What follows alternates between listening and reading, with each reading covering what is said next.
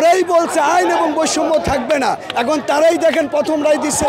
আসিফের রেজিগনেশন আমাদের দরকার, we want to resignation immediately. যতক্ষণ না সে মেয়র হিসেবে শপথ না নিচ্ছে ততক্ষণ পর্যন্ত আমরা এই মাঠে থাকব।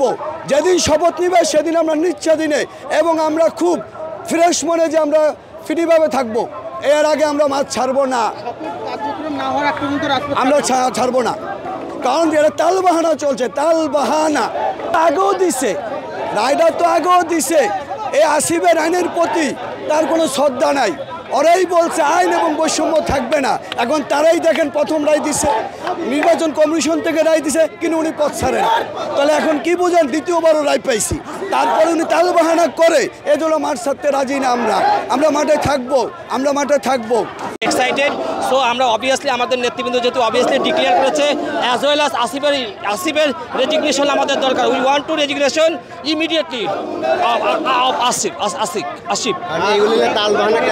অ্যাকচুয়ালি এটা আমি এখন এক্সাইটেডলি বলছি, বাট এটা একটা ডিসিশন ব্যাপার। আমাদের হাইকমান্ড থেকে যে ডিসিশন দিবে আমরা সেই ডিসিশনটা পুঙ্খানুপুঙ্খরূপে আমরা সেটা মেনটেন করবো ইনশাল্লাহ।